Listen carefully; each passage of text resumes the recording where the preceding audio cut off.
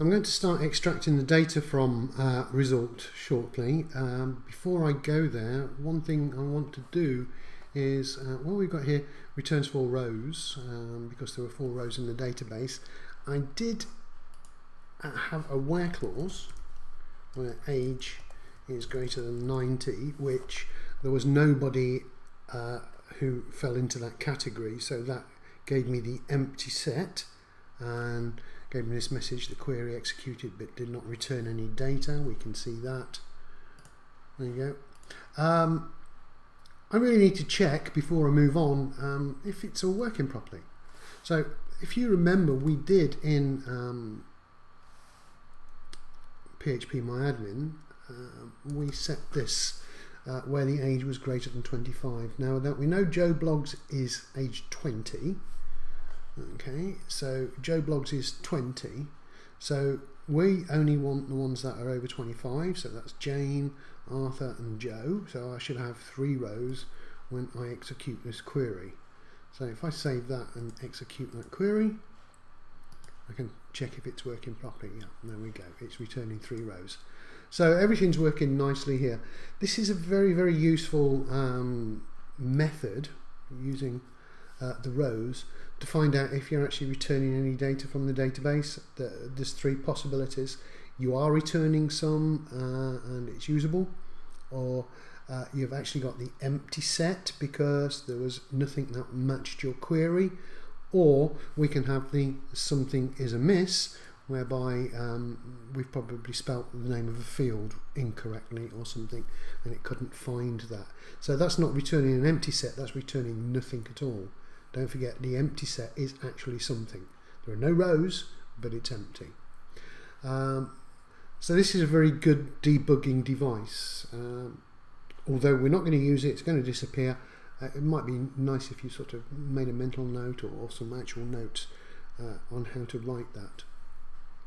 So I'm going to go into this result and I'm going to start pulling out. We know it has something to do with rows. We know if we try and count them, there are 4. So I'm going to take a look at what's happening with these rows. Let's just delete these 2 lines. That's where we're going to work now. Let's think.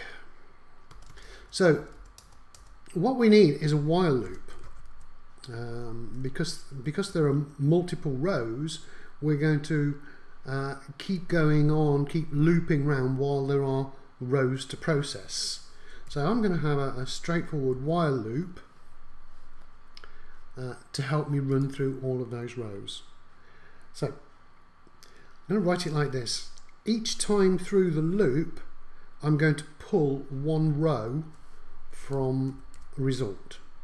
So that row is going to be equal to, now this is a new command, MySQL I underscore fetch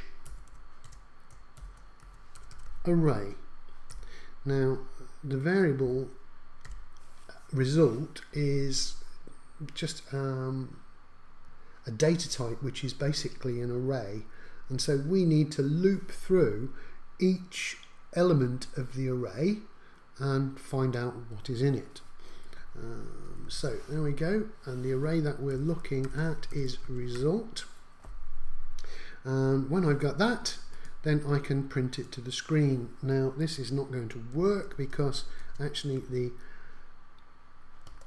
array for result is a little bit more complicated than just a simple element and a string.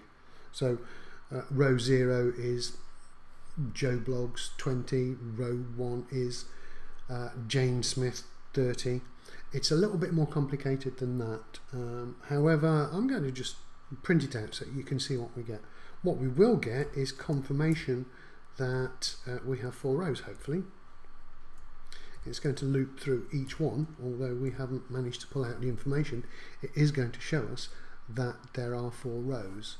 So if I save this and I run it, oops, I have made a mistake. Let's check where the mistake is. Line 21. Silly me.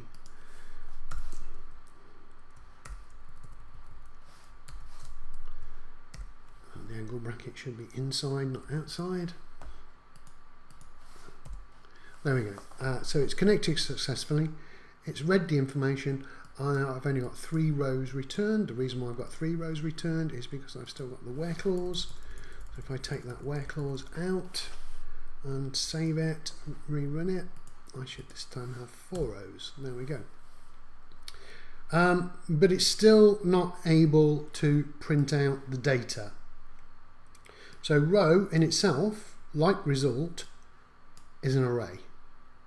And we need to be able to index each item in the array.